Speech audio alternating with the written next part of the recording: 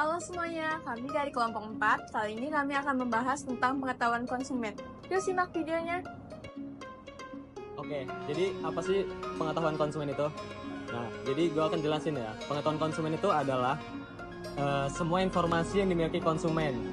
Jadi contoh kita nih sebagai konsumen ya, kita akan membeli produk, kita tuh harus tahu berbagai aspeknya, mulai dari fitur produk, harga, kualitas, brand, dari brandnya tersebut. Nah, kita tuh harus tahu, kita harus memiliki informasi tersebut karena itu gunanya untuk membantu kita dalam pengambilan keputusan membeli produk tersebut. Nah, contohnya kita ingin membeli sebuah handphone, nah kita tuh harus tahu dari aspek-aspek tersebut, dari kapasitas baterainya, speknya, kameranya gimana, yang sesuai keinginan kita lah. Jadi kita tuh harus tahu. Jadi kita gampang memutuskan untuk membeli handphone ini yang kayak gimana itu kita tahu.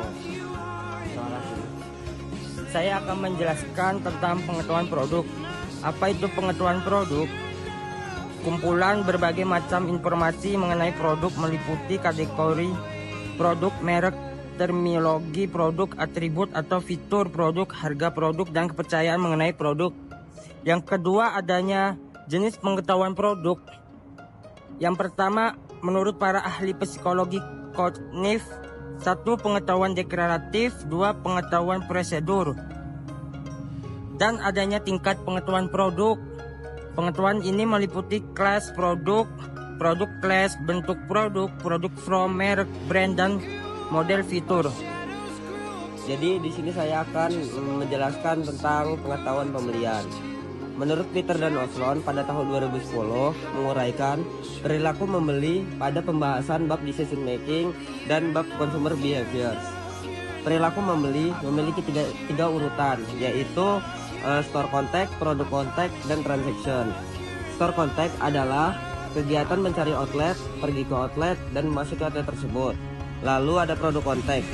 Produk contact adalah konsumen akan mencari lokasi produk, mengambil produk tersebut, dan membawa produk tersebut ke kasir. Dan yang terakhir ada transaction. Transaction adalah konsumen akan membayar produk tersebut ke kasir menggunakan tunai, kartu kredit, kartu debit, serta atau alat pembayaran lainnya. Oke, di sini saya akan menjelaskan dari pengetahuan pemakaian.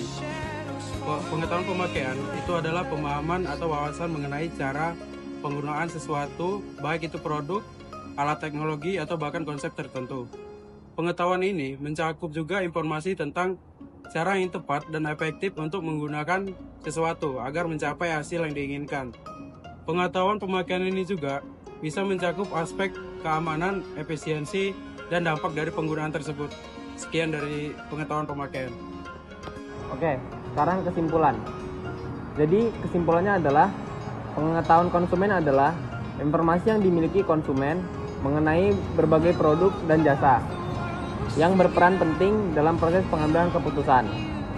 Pemasar perlu memahami pengetahuan konsumen karena keputusan mengenai apa, di mana, dan kapan membeli sangat dipengaruhi oleh tingkat pengetahuan ini. Pengetahuan konsumen meliputi beberapa aspek utama, yaitu yang pertama ada pengetahuan produk, terus ada pengetahuan pembelian, dan yang ketiga ada pengetahuan pemakaian.